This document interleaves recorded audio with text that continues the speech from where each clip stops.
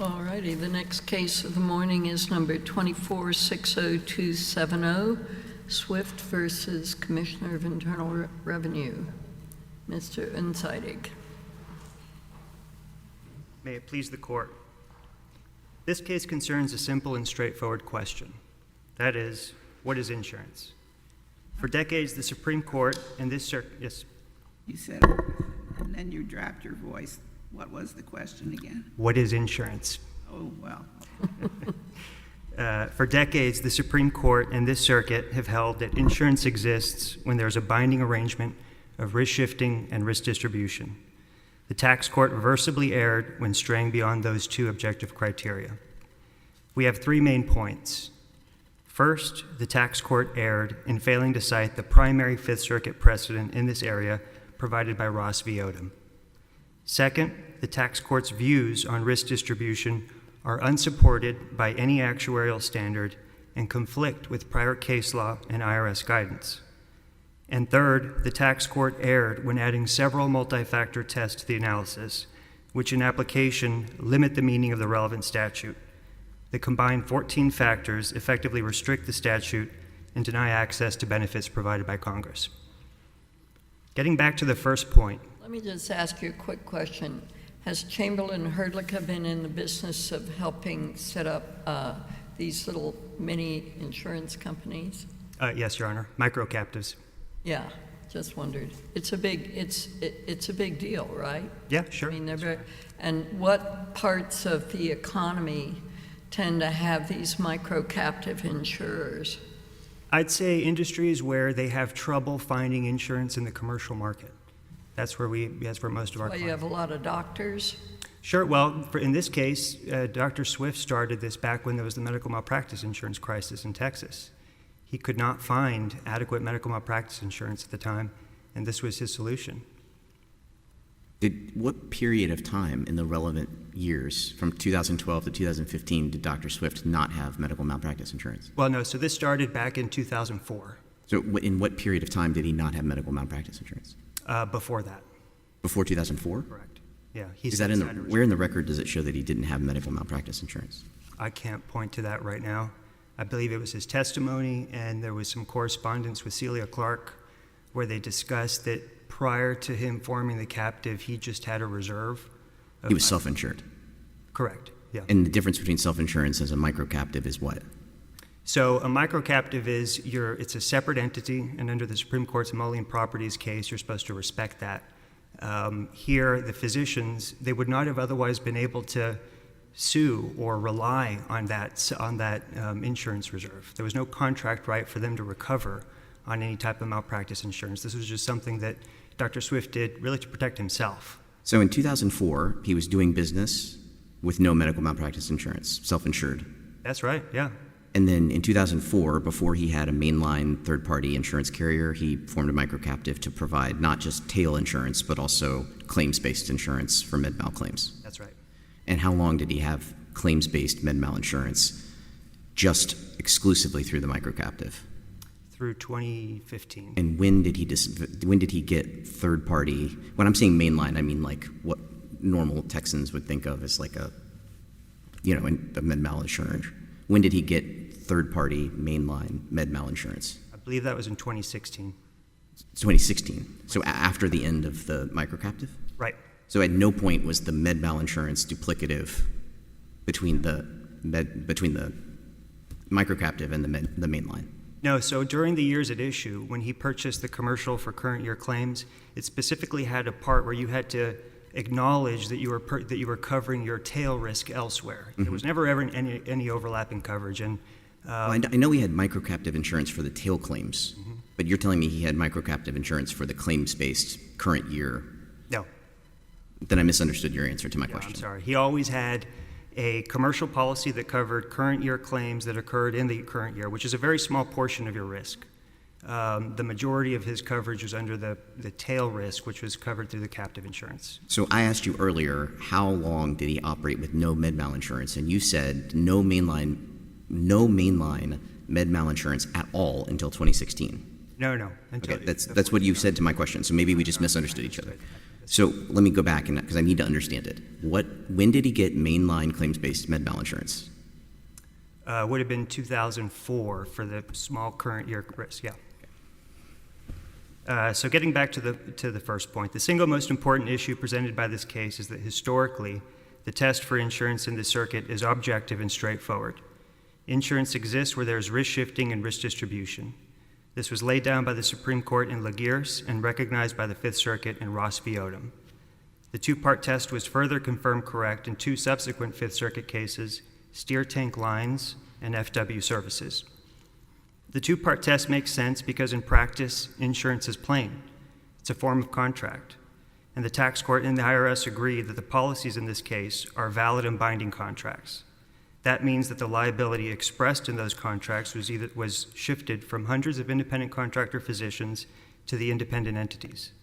The only issue left under Fifth Circuit precedent was whether the policies distributed the risk reflected in the various valid and binding contracts. And risk distribution is simple. Imagine a group of friends, each putting a little money into a jar every month. If one of them has an accident, they can use the jar's money to cover their costs. Instead of one person bearing the full financial burden, the risk is spread across the whole group, making it more manageable for everyone. That's what insurance companies do.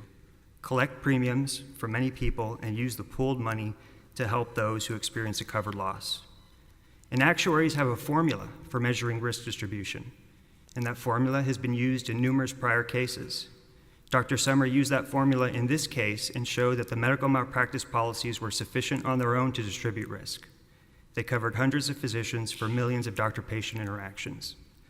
The IRS and the tax court disagree, but they fail to cite any actual science or applicable case law.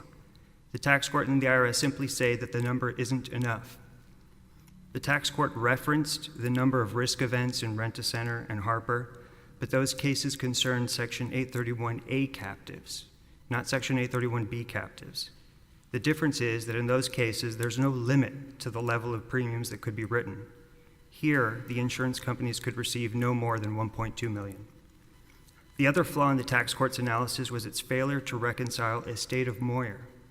Remember, that was a case where a pool of 200 brokers working in a single geographic location covered by one insurance policy was sufficient to distribute risk for insurance purposes. If 200 brokers was sufficient to distribute risk for life insurance, 199 physicians should be sufficient for malpractice. After recognizing that the valid and binding contracts in this case shift risk away from hundreds of physicians to separate entities where the malpractice risk is pooled and distributed, the inquiry should end. The contracts are for insurance, the doctors relied on those policies, and there was sufficient assets to cover claims. The doctors were subject to deductibles. They had a contract right to sue the insurance companies when there was a dispute about coverage. And if the medical malpractice policies are not enough to achieve risk distribution, then the reinsurance policies meet the standard. Did the doctors have other coverage? Not that I'm aware of, no. Really? Interesting. So remember that Dr. Swift took a belt and suspenders approach. The only IRS guidance at the time said that taxpayers could qualify for the 831B election if the insurance companies entered into a contractual pooling arrangement with at least 12 other similarly situated companies where they agreed to reinsure each other's risks. Dr. Swift followed the IRS guidance and made sure that Castle Rock and Stonegate issued those same types of policies. The result is that the insurance companies received 40% of their premiums for malpractice, insuring the independent physicians, and 30% of their premiums were for reinsuring risks arising from 100 other insurance companies. What do you say about the tax court finding that there was a circular flow of funds? I mean, it's an irrelevant issue to whether or not there's insurance. Why? I'd cite Judge King's opinion, I think it was Corfield Glenn, that really went into an excellent analysis of the way Lloyd's of London works. Insurance is just a bunch of contractual commitments, is whether or not someone is obligated to pay on a particular contract and whether or not you have enough pooled commitments to pay when liability arises.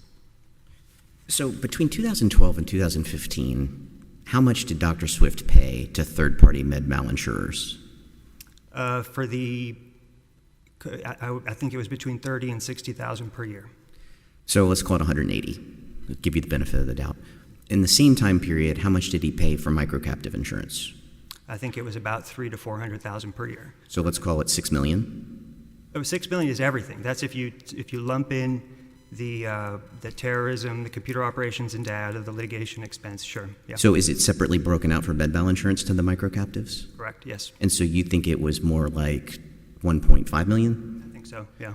So what basis, is there something in the record that you can point me to where an actuarial testified to say that the amount of risk that was insured by the micro-captives was 10 to 15 times what was insured by the third-party med mal carrier? Sure. Yeah. So we have the tail policies were priced by KPMG. I saw that, but I didn't understand. So I looked at it, and I saw the KPMG actuarial analysis. I saw it in your brief, but I don't understand how someone would compare those two things. The tail policies, as the name would imply, are supposed to be capturing residuals not captured by the principal policy. But in this case, you have a principal premium amount that is 1/15 of the tail amount, which does seem to be suspicious, no? So in the KPMG reports, what they talk about is they assign premium amount to lag factors. Lag factors are how often after an event, how much time does it take for the claim to arise? Mm-hmm. And their conclusion, and it was supported by our own experts, is that most claims come into play between 24 months and 36 months from the doctor-patient interaction. So there's plenty of support in the record. And again, valuation, premium pricing, that's a separate issue as to whether or not something is insurance. I mean, we said it's $6 million. The government says it's $2 million. That's a valuation dispute. Our primary... When you're saying it's a valuation dispute, does that mean that the commissioner could reduce the amount of deductions that your client took instead of avoiding the whole micro-captive setup? That's right, and the IRS and the tax court do that all the time. In the insurance context, too. I mean, with 831A captives, a lot of times the fight is the deduction for estimated losses. That's a question of, actuarial work, and so that deduction is often, the IRS imposes a haircut. So that's the issue here. We're asking, is this insurance? We think it is. If there's a valuation issue, we need to address that separately. But I assume Dr. Swift never filed, in the relevant period from 2004 to 2015, never filed a med mal claim of any kind. He didn't, but there were other physicians who did. And were any of them filed against the tail policy or only against the claims policy? Only one was against the commercial policy. The rest were against the tail policy. So what was the total amount of claims paid by the tail policy? Oh, I don't recall. It was over $1 million. Okay. Yeah. But you don't have a record site? No, not with me. So unless the court has any questions about existing Fifth Circuit precedent, I'll move on to the multi-factor tests. So the error there was twofold. First, in applying the multi-factor tests at all, and then second, in applying them defectively and incompletely. The first problem in resorting to the multi-factor test is that they're non-directive. Assuming all the factors don't line up in favor of one party, there's no weight to be applied to any particular factor. That's particularly problematic for taxpayers like the Swifts, who even under the tax court's own analysis have a majority of the factors either neutral or weighing in their favor. How can taxpayers plan accordingly when they don't know how much weight to give to particular factors? And what if, like in this case, the tax court's going to apply only 3 of the 9 factors? That's an impossible way to administer a rule and cannot offer any predictable guidance for taxpayers. Second, many of the factors, particularly in how they're employed, only draw comparisons to huge commercial insurance companies. And the problem is that the statute doesn't make any such qualification. Section 831B doesn't say that it applies only to high-frequency, low-severity policies, or that it applies only to car insurance or homeowners insurance. But those are the types of comparisons the tax court makes. The tax court failed to recognize that the insurance industry is much broader than that. The effect is that the tax court and the IRS create limits to congressional tax benefits. That leads us to the third problem with the multi-factor test, which is that some of the factors have nothing to do with whether something is insurance in the first place. The main culprit there is pricing. Whether or not a policy is over or underpriced has nothing to do with whether the contract is for insurance in the first place. It's a valuation issue. And finally, because many of the factors are not objective and can be applied at the whim of particular judges, the tests cannot determine the outcome of a dispute. The tests invite the making of arbitrary decisions based on gut feelings, personal experience, and unprincipled rules of thumb. All one needs to do is review the tax court's opinion in this case with all of its comparisons to commercial policies and the commercial industry, and then contrast that with the numerous cases we cite concerning litigation in the excess and surplus lines industry. With the aid of the multi-factor test, the tax court wrote that part of the industry out of the statute. If the court is nonetheless inclined to adopt the 9-factor and 5-factor test, then we ask that the court reverse even so because of the inadequate application of those tests. The court considered only a fraction and failed to reconcile the factors weighing in the Swiss favor. What do you don't mention the 10th Circuit case. What do you say about the 10th Circuit case? Yeah, reserve mechanical. That case is distinguishable. First of all, the court specifically noted that no taxpayer challenged the fact that the tax court applied these multi-factor tests or that there was an inadequate application of all the factors. The case is also distinguishable because the pool in that case, in order for the pool to pay claims, there had a very high attachment point. It was unlikely any claim would ever be paid on the pool, where in this case we had millions in pool claims. The other thing is none of the other micro-captive cases have what we have, which is the medical malpractice component. That was always Dr. Swift's primary focus. The only reason he entered into these reinsurance policies was because that was the only IRS guidance out there. It said in order to qualify for the 831B election, you need to have these reinsurance policies where at least 30% of your premiums are accounting for insuring a bunch of unrelated insureds. So those are the primary. The other distinguishing factor is that in that case, the reinsurance pool, I think, was domiciled in a foreign country, wasn't regulated, wasn't audited. Here, the reinsurance pool was domiciled in the United States, regulated by a state insurance commissioner, and audited by certified public accountants. Thank you. You have time for rebuttal. Thank you, Ms. Wong.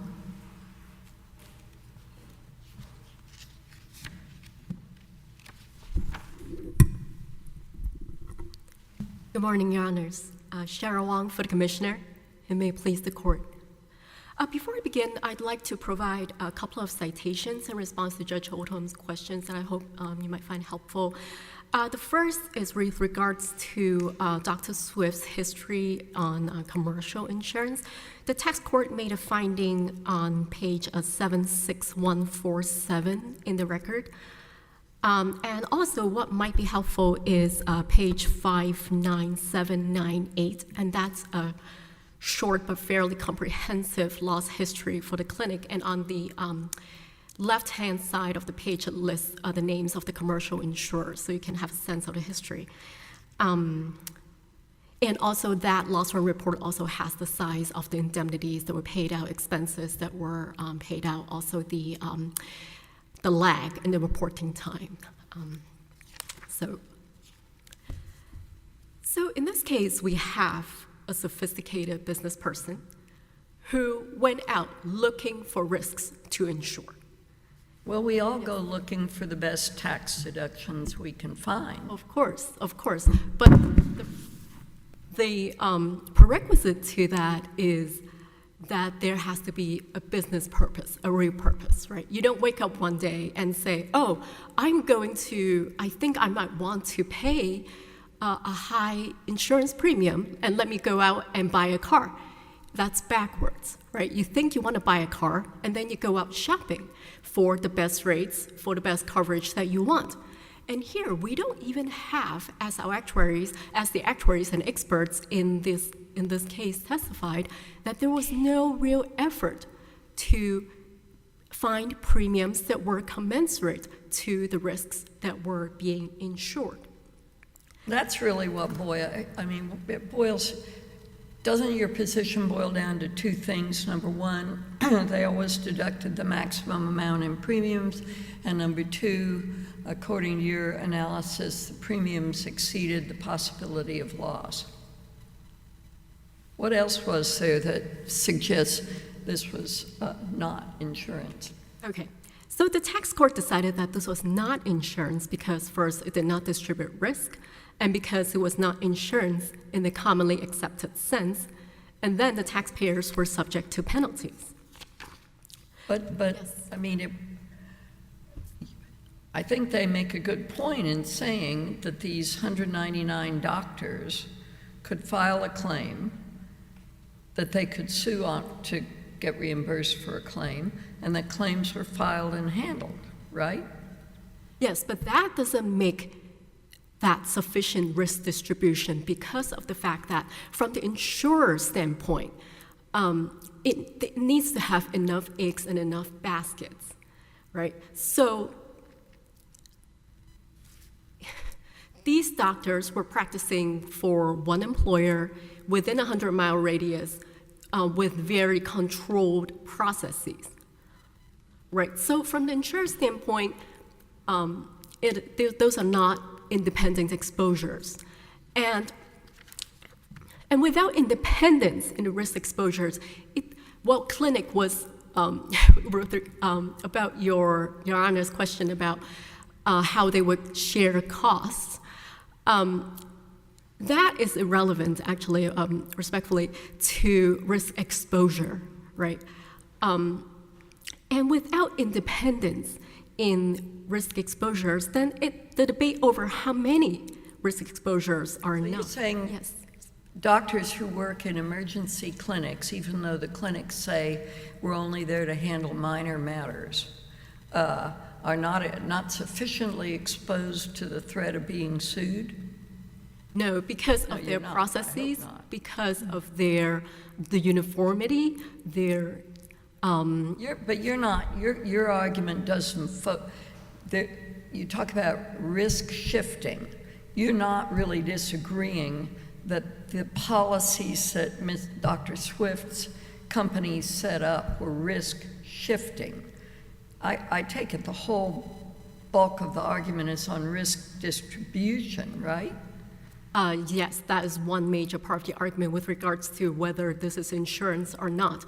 As far as risk shifting, the tax court didn't make findings on that, and the taxpayers didn't bring it up on appeal, which was their burden, so we did not respond to something that they did not bring up. No, but, okay. Okay, yes. So the tax court also found, as a matter of fact, that 199 physicians were not a sufficient number of risk exposures compared to what it had found before to be sufficient, and also based on what the experts said in this case. The appellants brought up a state of Moyer with 200 stockbrokers under a life insurance scheme as sufficient. That issue was not litigated in that case. The issue litigated in that case was about whether something that wasn't organized as a company could be insurance. So 200, 199, that's not a magic number. And the tax court also found, staying within the realm of risk distribution, that the reinsurance pools did not distribute risk because they did not perform the functions of an insurance company. And before I get into it, reinsurance is a type of insurance, right? It's where the primary insurer seeks protection. We know this. Right, okay, right. So there should be a due diligence process on the part of the primary insurer about how much risk do I need to cede. Am I getting charged a fair premium for the risk that I'm ceding? What kind of coverage do I need in terms of reinsurance? And is the reinsurance company or arrangement, are their finances stable so that when I'm in need, I can actually get the protection that I'm looking for? And then sometimes the reinsurers seek another layer of reinsurance. What are their finances like? And our expert talked about this on page 80448 that explains this in more detail. And also, is the reinsurer rated, known by a third party? And here, we don't have this, right? Every participant captive cedes around 30%, regardless of their individual risks in terms of what they're insuring, in terms of their financial condition. Every captive gets the same coverage limits on the parts A and B, right? The same deductible, same coverage limits. And then the premiums, when they were paid to the reinsurance pools, they came right back, almost all of it, very quickly. And that meant these pools, Jade and Emerald, were very unlikely to cover all the claims that could come in, and that's a finding of fact made by the tax court. There was no assessment on the part of reinsurance pools, whether those premiums reflected, on the part of the captives, the quota share, arrangement, whether the premium reflected the nature of that blended risk. And instead, if a captive needed an actual payout on a claim, it would have to depend on the kindness of the other captives, on the pool's trustees' ability to raise money from 100 other captives domiciled abroad, right? And in the trust agreements, we pointed out how contractually the trustees' ability to raise money was severely curtailed. And practically, raising funds would be difficult because of the foreign domicile of these participant captives, 100 of them. And also because Ms. Clark's children owned part of the Jade pool, and in later years, Ms. Clark was a trustee of the later Emerald pool. Practically speaking, is she going to sue her clients for money if they're not willing to pay? And I want to zoom in a little on the terrorism policies in the reinsurance context. The tax court found how Dr. Swift's business already had $33 to $45 million worth of terrorism coverage for no cost.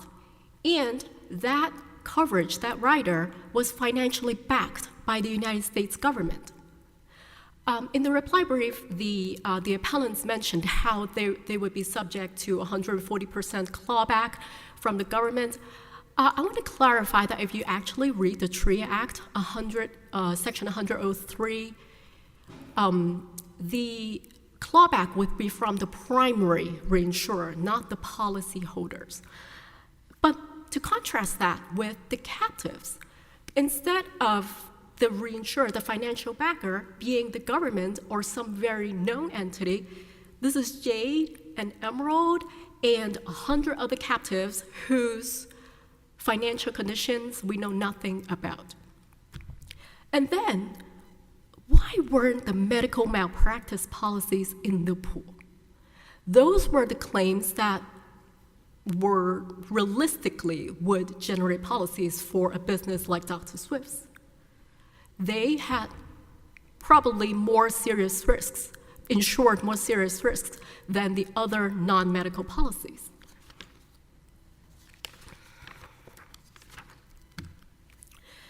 And then an additional ground for affirmance was that the captives were not insurance in the commonly accepted sense. And this prong is not new, either with Supreme Court jurisprudence or this court's jurisprudence. We cited in our brief, Legiers. It theorized that Congress used the word insurance in the commonly accepted sense. And even when it derived the risk shifting and risk distribution elements, it began the sentence with historically and commonly, insurance involves risk shifting and risk distributing. So even with those undisputed elements, the Supreme Court at that time looked to historical and common practice. And then in the facts of that case, there was no dispute that there were two valid and binding contracts issued by a commercial unrelated insurance company. The Supreme Court still invalidated that arrangement as insurance because of the surrounding circumstances. From this court, Ross. This court said, insurance generally reflects the coalescence of four things, including business need. Steer tank lines. This court affirmed a Supreme Court's finding that it was not insurance because the arrangement lacked the ordinary indicia of a legitimate insurance arrangement in the usual case.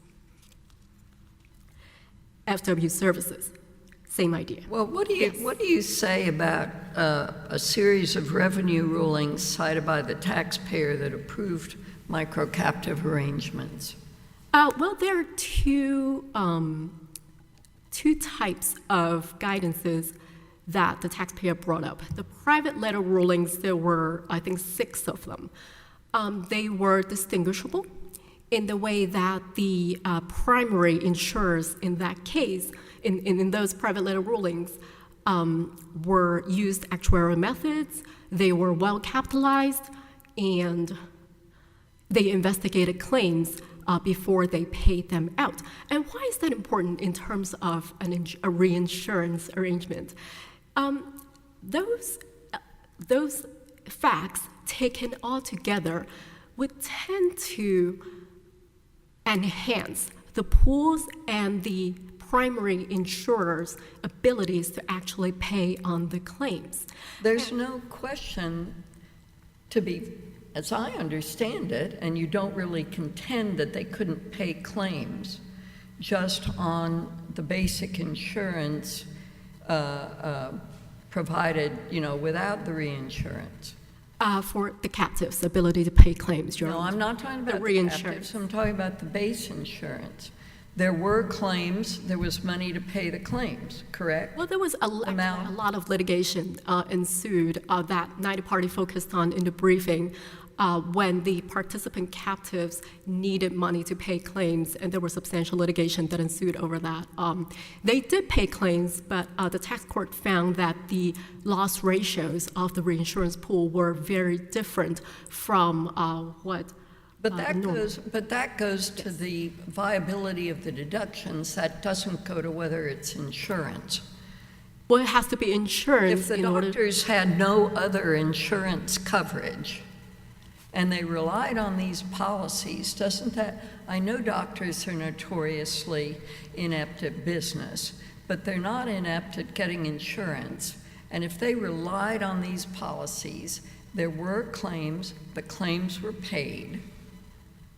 But I don't understand how you can deny that this looks like insurance.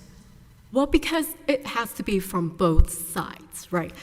Your Honor was referring to from the perspective of the insured. But from the insurer's side, it has to not only pay the claims, but also make sure that it stays solvent, that, and that goes to risk distribution, as well as whether this was insurance in a commonly accepted sense. I mean, in the 10th Circuit case, if I understand it or recall it correctly, there was not any likelihood that they were going to pay claims. That was one of the factors that they found.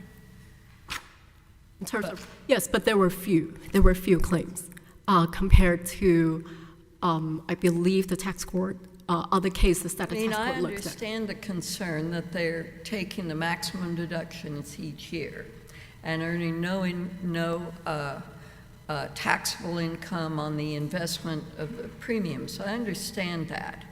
But that, to me, goes to the amount of a deficiency, not to saying that the entire setup is a scam. Well, this is not a valuation dispute, Your Honor, because there is no tax benefit, as the Supreme Court said in CIC services, if this was not really for insurance. And we focused, and the tax court also focused on whether the amount of the premiums was reasonable as part of its overall analysis. Well, let me go at it another way. Outline for me precisely what would be the components of a viable micro-captive. Are you basically saying that groups of medical practitioners cannot get together and do micro-captive insurance? No, of course not. Actually, two of the experts that we hired had long experience advising, forming micro-captives, some of them, captives, some of them offshore, Ms. Mulder and Mr. Bendur. So there is no inherent anti-captive bias on the part of the government. The problem we have is that on the facts that we have here, the taxpayers seem to have put the cart before the horse. What cart did they put? Of course he wanted to save money. Of course. But of course he wanted insurance. And why does the IRS say you've got to go to Aetna or something like that instead of doing your own little side deal. There are ways to run it properly, and there is case law on that. And I asked you, please outline for me actual facts that would have made this bona fide. How Would about have that? more reasonable premiums, more actuarially defensible premiums, correct investment choices that would have made claims paying, that would have created a more liquid fund. Basically, I'm reciting the tax court opinion here. That and proper risk distribution in terms of, let's say there's a small business and well, he actually, also to your point, he actually didn't want to save money, right? He paid premiums that were very, very high. He didn't question the inclusion of doctors beyond the statute of limitations, et cetera, et cetera. And if he had done that, right, and then participated in a pool that was actually acting as reinsurance, or he could band together with doctors all over the country and correctly diversified that portfolio, and then said, "Oh, let's stay under 1.2 million." I think The law that says you have to diversify the risk, so it couldn't be a pool with other doctors. You had to go into other kinds of risks. well, well, the facts differ as to what would be sufficient. Well, I'm sorry, but I thought that was one of the points that they thought they Okay. were required to do because of the revenue rulings and so on. Well, okay, yeah, I didn't address the revenue rulings, but the revenue rulings about the 12 LLCs, there was no indication in that revenue ruling of 2005-40 that the LLCs were had risks. I see my time is out. I will finish my answer. It was just 12 LLCs, right? They could be very diverse. The risks, exposures that they had, like in Securitas, in Rent-A-Center, and RVI, they were just one business, but they just had many thousands, tens of thousands more exposures. That would be the difference between our case and here. So unless the court will like me to address the penalties, thank you, and I'll cast the court to affirm. Thank you. Okay, Mr. Unzeitig. Just a few points. The first, on the question of whether or not the physicians got coverage elsewhere, in the record, and I think the government included a part of it in the record excerpts on their tab 7, but record 69231 to 69233, it's a memorandum that Dr. Swift issued to the physicians each year where he explained the two different policies, the current year policy that covered current year risks and the tail policy that covered tail period risks, and they signed that document acknowledging their coverage. And the physicians, there's evidence in the record where they would send emails to Dr. Swift asking for details of their coverage. Counsel, I want to pick up with something that Judge Jones asked and also something I asked you at the top side. You told me 20 minutes ago that the tail policies from 2012 to 2015, that is the micro-captive tail policies, paid, quote, millions in med mal claims. Are you prepared to stand by what you told me? My recollection is that there was a $500,000 claim paid by Castlegate, a $400,000 claim paid by Castlegate, and then there was a Couturate claim that was several, I think it was like $250,000. So can you walk me through the difference between what you're saying, because I think everyone agrees that the claims being paid by these micro-captives is really important, and your friend, Ms. Wong, showed me the tax court findings of fact, and in particular, page 76,158 of the record, this says that the clinics paid Swift captives a total of $6 million from 2012 to 2015. There were 3 claims paid by the micro-captives for approximately $340,000. Of the $340,000, 1 is a tail claim, and that tail claim is for $13,000. Now, there's a huge delta between what the tax court is saying and what you're saying, and I'm very confused. That's right. We're going back and forth. So I'm discussing over the entire period that Dr. Swift had a captive insurance company. So I thought that these captives were formed in 2010. Isn't Stonegate and, sorry for getting the other one.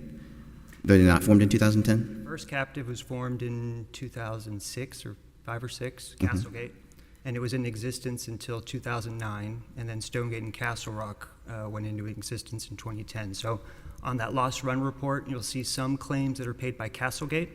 That was the pre-2010 captive insurance company, and then beginning in 2010, you'll see claims paid by Stonegate and Castle Rock. But I've asked you 3 times this morning, 2012 to 2015. I keep trying to be as clear as I possibly can. Maybe the audio's bad, maybe I'm mumbling, but I'm asking you about a relevant tax period because that's the one the tax court is focused on, and that's why we're all here today. And I can't seem to get a straight answer. Is the $339,000 correct, or is it wrong? The 339 is correct. Great. So you paid $6 million in premiums for $339,000 in claims, Correct. and that's insurance. Yes, Your Honor. Even though there's liquidity problems with the $6 million worth of premiums, and even though one of those is a $13,000 claim for tail insurance. So when the claims were reimbursed, when the claims were paid, that amount was recognized in income. The issue of whether or not the premiums that were paid was too high, again, that's a valuation issue. I understand, I think to Judge Jones' question, which is if the premiums are too high, is there a capitalization issue? I think that there was the captives were adequately capitalized. That wasn't an issue. The consultant said it wasn't, right? Or maybe we're using different words, but she said, well, I have some liquidity questions because you're paying $6 million in premiums. It's all getting invested. And she says, well, there's a liquidity problem. This would obviously be a problem for real insurance companies because real insurance companies are expecting claims. And that was addressed. I mean, Dr. Swift put his personal net worth at risk for the benefit of these independent contractor physicians and all these other unrelated insureds. He made a promise, to the extent there was a liquidity issue, he would buy the assets that were held by the captive. But promising to pay claims on third-party and medical providers outside of the statute of limitations, I mean, some of these promises are clearly illusory. You have to at least give me that. If your investments are illiquid and a claim comes up, you go to the bank, you get a lien on the investment, and you pay the claim. I agree with that. I think you would. I see I'm just about out of time, unless there are any other questions.